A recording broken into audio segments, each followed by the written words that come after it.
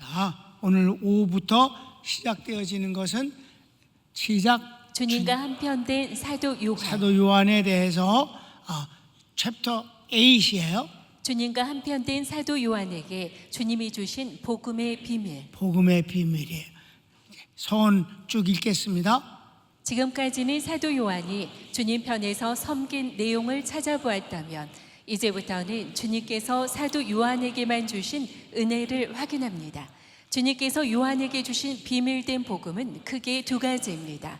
첫째는 주님께서 잡히시던 밤 마지막 만찬 때 주신 주님이 아버지께 구하여 제자들에게 주실 최고의 선물에 대한 것과, 둘째는 장차 주님 재림과 함께 벌어질 역사의 마지막 상황을 예언한 요한계시록입니다. 이해되셨죠? 설명을 안 합니다. 그냥 읽고 지나갑니다.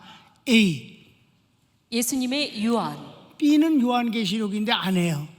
A만 합니다. 그걸로 이제 한편된 사이를 마무리하는 거예요. 자, A가 예수님의 유언인데, 자, 또 약간의 서론이 있어요. 유언은 사람이 죽기 전 가족에게나 특별한 관계의 사람에게 하는 말입니다. 그 내용은 대체로 무엇을 남겨주겠다는 것 또는 무엇을 부탁하는 말입니다. 예수님은 마지막 만찬 이후 성전에서 기도하시고 겟세마네 동산에서 체포당하십니다. 그러므로 만찬 때 말씀하신 것이 마지막입니다. 그래서 그 내용을 유언이라 부르는 것입니다. 예수님의 유언이라고 호칭하는 건 고기영 목사뿐이 없어요. 그러니까 왜 유언이라고 불렀는지에 대한 그 이유를 설명한 거예요. 마지막 한 말이 유언이잖아요. 마지막, 다시는 말할 기회가 없은 마지막 말이 유언이 되는 거죠. 근데 주님의 유언은 아주 깁니다. 아주 길어요. 그래서 이제 오늘은 1번만 봅니다. 1번. 승천하신 예수님이 보내신 보혜사 성령님. 유언의 첫 약속은 주님의 재림과 천국에 대한 것입니다. 그래서 주님의 유언에서 첫 번째 유언은 뭐냐면 천국을 마련하러 가겠다. 또 천국을 다 마련하면 너희도 나와 함께 영원히 천국에서 살게 하기 위해서 데리러 오겠다. 재림하시겠다. 이 말씀이 유언의 첫 번째임을 여러분 기억하시길 바랍니다. 그러니까 아주 중요한, 아주 멋있는 거예요. 그런데 여러분, 여기서 사도 요한에게만 주셨다는 말을 하잖아요. 여러 번 얘기했어요. 요한복음은 제4복음서라고 그래서 다른 복음서와 공유하지 아니하는 특별한 표현이 많이 있지만, 특별히 예수님의 유언이라고 하는 요한복음 14장, 15장, 16장 이것만 공부하는 거예요. 지금 우리가 앞으로 14, 15, 16만 갖고 끝내고 이제 한편된 사이가 마무리합니다. 근데 요한복음 14장, 15장, 16장은 그렇게 긴 내용을 또 그렇게 중요한 시기에 말씀하셨잖아요. 주님이 그 마지막 6월절이란 말입니다. 예수님이 그리스도라고 환호하고 아우성을 치는 과정에서 주님이 예루살렘 입성했는데 그 뒤에 주님의 말씀은 전부 아주 심각하고 그리고 중요한 것들만 하시는 거예요. 첫 번째 한 게 성전 청소를 두 번째면서 마지막 성전 청소하시고 불구자를 다 고쳐주시는 것이 주님의 마지막 치유 현장이에요. 그 다음에 무화과나무 저주에서 죽였잖아요. 그래서 믿음의 본질이 뭔 줄 주셨어요. 마지막 제자에게 주신 거예요. 이렇게 하면서 진행을 하신단 말입니다. 그러는 과정에서 이제 마지막 주님이 이 유월절을 하시고는 체포당하셔 십자가에 죽으시게 되니까 이 마지막 14, 15, 16장이 굉장히 중요하고 많은 말씀을 하셨는데 참 이해가 안 되는 거는 지금도 이해고 안 돼, 앞으로도 안 돼. 마태, 마가, 누가복음은 이 중요한 말씀을 왜 한마디도 기록하지 않았느냐는 거예요. 왜 사도 요한만 기록했느냐는 거예요. 어려운 말씀도 아니 어려운 말씀은 아니에요. 중요한 말씀이지. 근데 성령을 그들이 몰라서 그렇나? 아무튼 아무도 공유하지 않았다는 점에서 사도 요한에게만 주님이 주셨고, 아니 다 주셨지. 다 주셨는데 사도 요한만 받은 거지. 이해되셨습니까? 그런 내용이다. 그런데 그 유언의 첫 번째는 바로 천국에 관한 것이다. 이것도 어떤 성경도 안 하거든요. 마태, 마가, 누가가 안 한단 말이에요. 자, 그래. 가르치기 1번. 주님은 죽는 것이 아니라 아버지께로 가서 믿는 자들을 위해 천국을 만드시고 천국이 완성되면 재림하셔서 믿는 자들을 데려가신다고 약속하십니다. 그렇습니다. 성경을 읽읍시다. 너희는 마음에 근심하지 말라. 하나님을 믿으니 또 나를 믿으라. 내 아버지 집에 거할 곳이 많도다. 그렇지 않으면 너희에게 일렀으리라. 내가 너희를 위하여 처소를 예비하러 가노니 가서 너희를 위하여 처소를 예비하면 내가 다시 와서 너희를 내게로 영접하여 나 있는 곳에 너희도 있게 하리라. 아멘. 이게 유언의 첫 입을 여셔서 선포하신 내용이에요. 천국이라고. 그러니까 주님은 그냥 십자가 죽으시다 부활하신 것으로 끝나는 게 아니라 이때부터 하시는 일이 어마어마한 일을 하러 아버지께 가신다는 것이잖아요. 설명이 필요 없어요. 여러분 다 아는 내용. 가르치기 2번. 천국으로 가는 길은 유일하게 예수님뿐이라 하십니다. 여기서 바로 유명한 얘기가 나온 거예요. 무슨 말인지 알죠? 전도할 때 많이 써먹는 거 있잖아요. 나로 말지 않고는 아버지께로 갈 자가 나는 길이요 진리요 생명이니, 이 말씀 유명한 말씀 있잖아요. 이때 하신 거란 말이에요. 이게. 그럼 내가 천국을 만들러 가는데 있잖아. 너희가 천국을 어떻게 갈 수 있는 줄 아니? 나로 말미암아서만 가는 거야. 내가 천국 가는 길이야. 이렇게 선언하신다 이 말입니다. 성경을 읽읍시다. 내가 가는 곳에 그 길을 너희가 알리라. 도마가 가로되 주여 어디로 가시는지 우리가 알지 못하거늘 그 길을 어찌 알겠었나이까. 예수께서 가라사대 내가 곧 길이요 진리요 생명이니 나로 말미암지 않고는 아버지께로 올 자가 없느니라. 너희가 나를 알았더면 내 아버지도 알았으리로다. 이제부터는 너희가 그를 알았고 또 보았느니라. 아멘. 아멘. 3번. 예수님을 본 자는 하나님을 본 것이라 하십니다. 이때부터 어려워요.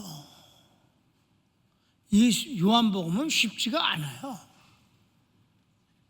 나를 너희가 봤니? 나를 본 사람은 하나님을 본 거야. 헷갈리기 시작해. 하나님을 언제 봤는데 자꾸 하나님 봤대잖아. 그 이유를 설명을 한단 말입니다. 그래서 요한복음이 아주 쉬운 필체인데 내용은 심오해요. 그래서 다른 사람들은 못 쓴 것 같아. 이 말이 무슨 말인지 모르니까. 사도 요한은 알았으니까 쓴 거고, 다른 사람은 저 말씀이 무슨 말씀입니까? 성령도 아직 안 받았잖아. 그러니까 뭐 이게 내 안에 거고, 아버지가 내 안에 있고, 내가 아버지 안에 있고, 내가 아버지 안에 있는 것을 너희가 알면 아주 그래. 그래서 몰라서 못 쓴 것 같아. 내가 보기에는 마태도 마가도 누가도. 요한은 아니까 쓴 거고. 참. 자, 이제 여러분 잘 읽어요. 지금도 이렇게 쉽게 이해하기가 어려워. 이 말씀이, 예수의 말씀이. 시작. 빌립이 가로되 주여 아버지를 우리에게 보여주옵소서. 그리하면 족하겠나이다. 예수께서 가라사대 빌립아 내가 이렇게 오래 너희와 함께 있으되 내가 나를 알지 못하느냐. 나를 본 자는 아버지를 보았거늘 어찌하여 아버지를 보이라 하느냐. 아멘. 그랬어요. 날 봤으면 아버지를 본 거야. 왜? 예수님이 누군데? 독생자. 요한복음 1장에 이미 말씀했잖아. 요한은 이미 다른 성경에는 그런 게 안 나온단 말이에요. 말씀이 육신이 되어 우리 가운데 거하시니 은혜와 진리가 충만한데 그 영광을 보니 독생자의 영광이더라. 그 독생자라는 단어가 외아들이란 뜻이 아니잖아요. 도장이란 뜻. 그림자라는 뜻이란 말이에요. 하나님이 안 보이는데 하나님을 우리에게 보여줄 수 있는 유일한 분이 예수님인데, 하나님이 도장을 빵 찍었다, 그게 예수님이야. 이렇게 신비한 소리를 요한이 하고 있단 말이에요. 하나님이 우리한테 너희들 보여줄게, 눈 감아. 그래서 하나님 말씀으로만 그랬어. 내가 너희들에게 나를 보여줄게, 눈 감아라. 그래서 눈 감았어. 그랬더니 주님이 눈 떠라. 그랬더니 눈을 떠봤더니 예수님이야. 예수님이 그런 의미에서 도장이란 말이야. 도장을 꽝 찍은 것 같다. 하나님의 도장이 예수님이다. 그 단어가 독생장, 모노게네스, 도장 찍은 것과 같다. 그림자다. 그림자보다 도장이 더 강하지. 그러니까 1장부터 그랬잖아. 예수님이 하나님을 우리에게 나타내 보여주신 분이라고. 그러니까 날 봤으면 아버지를 봤다는 말, 1장을 이해했으면 이 말씀이 이해돼야 안 돼. 그러니까 내가 하나님의 도장이, 하나님의 현현이라고, 하나님을 너에게 보여줄 수 있는 게 바로 나야. 날 보고도 왜 하나님을 자꾸 보여달라고 그래? 날 보면 내가 하나님을 보여준 건데, 이렇게 말씀하신다. 마태, 마가, 누가 이거 알았을까? 이게 주님이 오늘 왜 이렇게 멀민하게 하시나, 쓰질 않은 거지. 자, 마지막 4번이야. 하나님 아버지께서 예수님 안에 계시고 예수님이 하나님 안에 거하십니다. 그리고 예수님 안에 계신 하나님 아버지께서 그분의 일을 하십니다. 이것도 쉽지 않은 말이잖아. 예수님 안에 하나님이 계시고 하나님 안에 예수님이 계시다. 왜? 한 분이니까. 한 분인 건 알죠? 그러니까 두 분은 한 분인데 왜 나뉘었느냐 하면 하나님이 하실 일이 있고 예수님이 하실 일이 따로단 말이에요. 자, 여러 번 얘기했지만 이게 양태론이 아니에요. 어떤 놈이 나한테 그 목사님도 양태론가? 어떻게? 우리 삼위일체 하나님이에요. 하나님은 한 분이셔요. 근데 위가 셋이야. 왜 그러냐면 하시는 일이 다르기 때문에 삼위가 하나님이 되는 거예요. 어떤 면에서 하나님이 우리를 구원하시는 구원이 간단하지 않아요. 그렇기 때문에 삼위 하나님이 필요한 거예요. 잘 들어요. 성부 하나님은 어떤 분이냐? 우리를 선택하셔요. 우리 선택하셔서 선택하시고 구원을 계획하셔요. 성부 하나님은 계획하셔요. 섭리도 그분이 하십니다. 근데 구원을 이제 계획하시고 그 계획 가운데서 우리를 구원하시는 방법이 하나님이 직접 할 수가 없어. 아들을 사람으로 보내셔야만 구원이 시작될 수 있는 거예요. 아멘. 사람이 필요해. 사람이 우리와 똑같은 사람이라야 그 육체에다가 저주를 쏟아 부을 수가 있잖아. 여러분, 영이 어떻게 가난할 수가 있어? 배고플 수가 없잖아. 육체가 있어야 배가 고프지. 예수님이 배가 고프실 때 마귀가 유혹하지 않았어요. 그러니까 육체가 있어야 우리를 구원하시는 방법이 실현된단 말입니다. 그분이 저주를 받고 그분이 심판을 받아야 우리가 구원 얻었으니까. 왜냐면 그분이 대신받는 거니까. 우리를 대신받으려면 사람이 필요하잖아. 그러니까 하나님이 사람 되어 오신 분이 예수님이고 그 예수님은 구원을 완성하셨다 이 말입니다. 이제 완성하셨어. 예수님은 이제 완성하셔서 십자가에 죽으시고 부활하셨어. 구원을 완성하셨어. 그런데 이 구원이 내게 들어오려면 뭐가 필요해?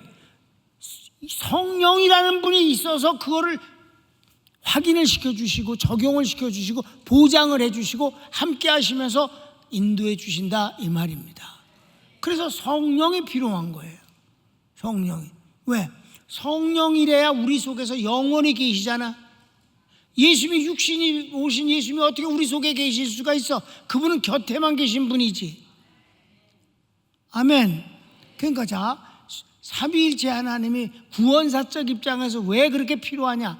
하나님은 택하시고 계획하시고 성자 하나님을 보내주시면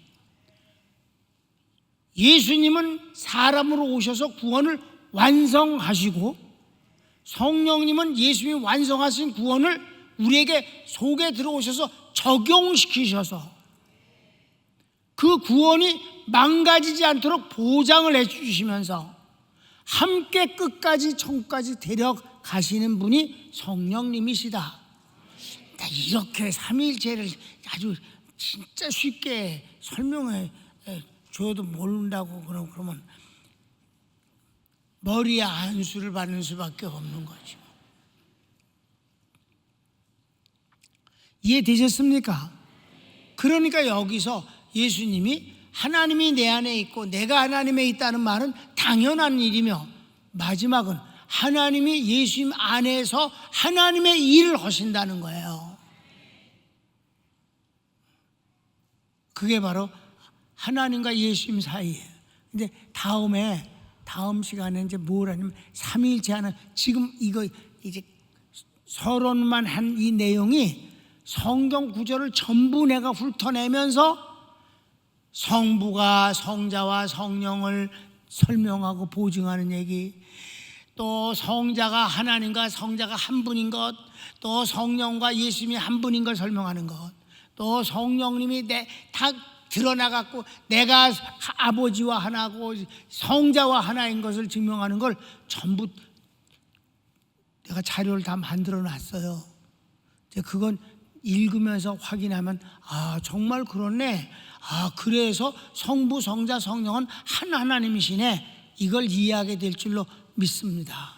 그러니까 다 외우진 말고 그냥 제목만 제목이 그러면 그렇구나, 그 성경 읽고 그러네 그럼 집에 가면 잊어먹고, 그러나 그냥 편하게 잊어먹으라고 그냥.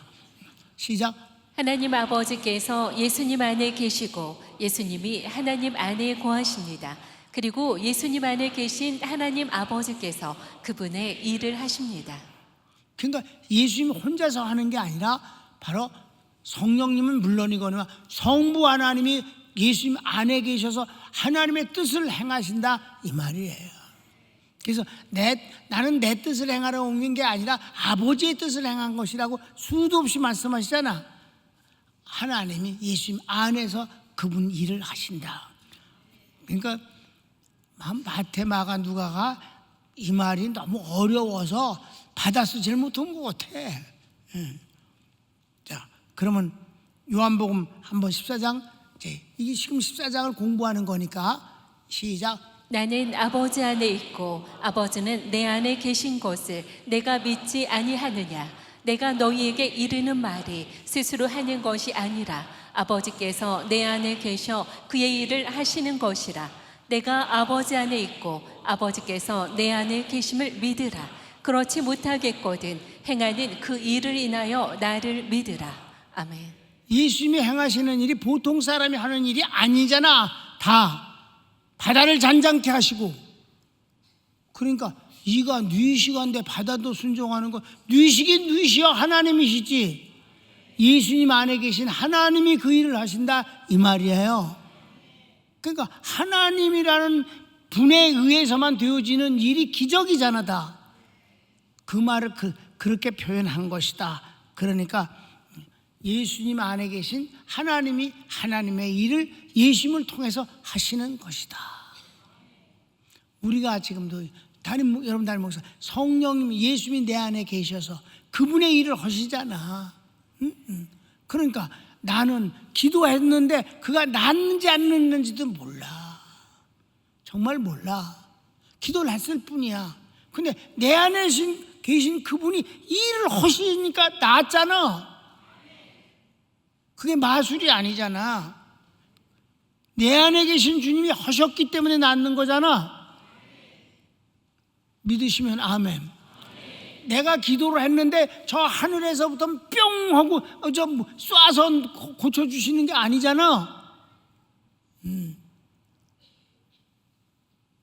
그러니 우리가 내가 중요한 게 아니라 내 안에 계신 주님이 얼마나 소중한 분인가, 그거를 부인하거나 믿지 않거나 그냥 그런가 저런가 하고 헬렐레 하고 있으면 진짜 답답한 일이다, 이 말입니다.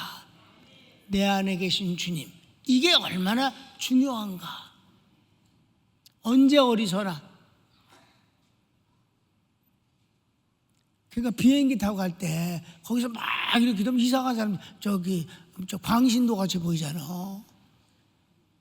그러니까 이렇게 앉아서 주님, 주님과 함께 가겠습니다. 갑니다. 주님과 함께 갑니다. 주님 사랑합니다. 감사합니다. 뭐 이런 내 안에 계신 주님과 이 교류만 하는 것으로 끝나잖아. 식기도 오래 하는 놈 나쁜 놈이야. 특별히 대표 기도를 오래 해야지만. 그럼 딴 놈들 침 흘리잖아. 난 기도할 때 하나님 이 마시는 음식 허락하셔서 감사합니다. 근데 요즘은 그 기도 좀 잘 안 하는데 가끔 해요. 하나님, 근데 이런 식탁이 부족해서 가슴 아픈 사람, 혹 우리 평강교인들 가정에 그런 가정이 있으면 하나님, 종이 모르고 지나간다면 이건 답답한 일이고 나쁜 지도자입니다. 하나님, 그런 가정 없도록 축복해 주세요. 식탁이 빈곤하지 않게 해주세요. 그런 기도는 한데 요즘은 많이 먹으라는 말이 저주야. 예수님이 우리에게 주신 마지막 유언이, 오늘 마무리를 지읍시다. 결어를 읽읍시다. 결어 시작. 예수님의 죽음이 그분 생애와 그분의 일이 끝나는 것이 아니라 새로운 모습으로 새로운 일의 시작입니다.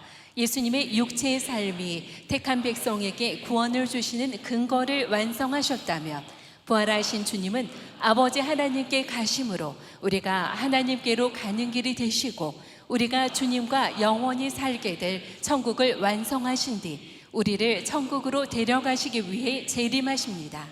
믿으시면 크게 아멘.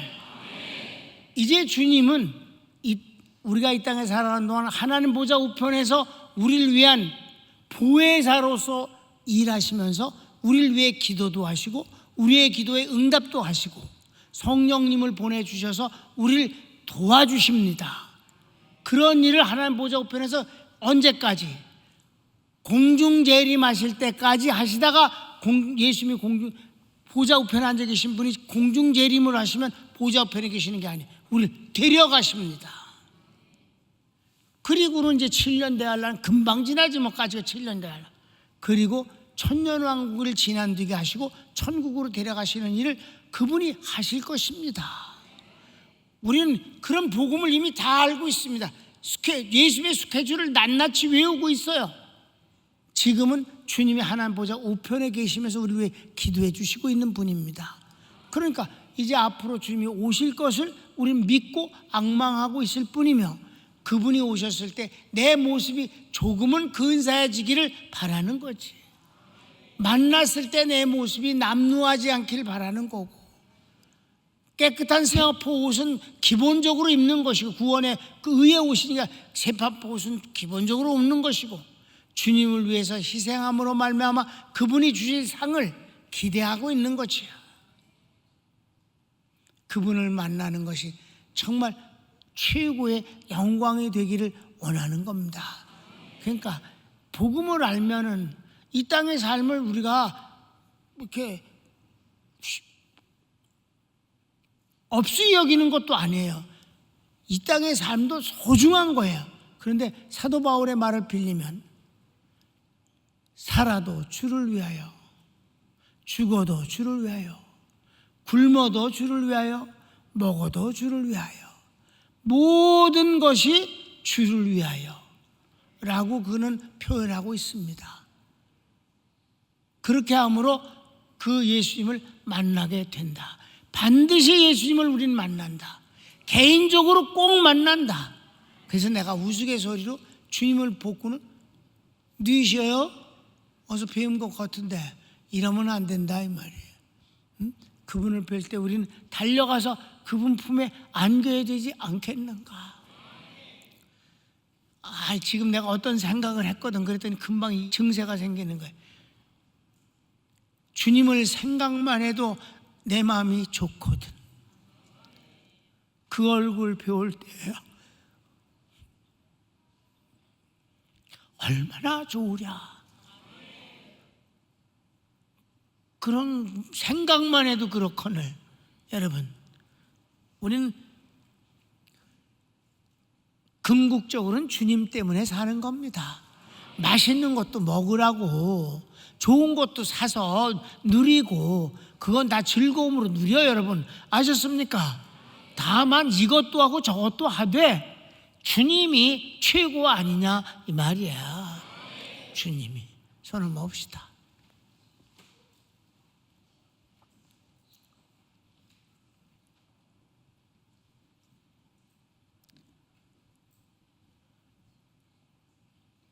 여러분, 나는 개인적으로 아버지가 5살에 돌아가시고 막내 아들을 보고 싶어서 숨은 곳에서 내려왔다가 잡혀서 총 맞아 돌아가셨습니다. 나를 보고 싶어서 내려왔다가 잡혀 돌아가신 아버지도 보고 싶습니다. 어머니 고생만 많이 하시다가 그렇게 오랫동안 그렇게 속병 앓고 돌아가신 어머니도 불쌍하고, 만나면 내가 그 어머니를 위로를 해드리고 싶은 마음도 있습니다만은, 그러나 이런 아버지나 어머니를 만날 수 있는 근거가 예수님 때문에 가능하기 때문에 예수님은 더말할 것도 없이 소중한 분이오시다. 그분의 유언의 첫 번째 소재는 바로 천국을 만들어 놓고 우리를 데리러 오시겠다는 말씀입니다. 그분은 최고입니다. 다 같이 주여 한번 부르기도 합시다. 주여.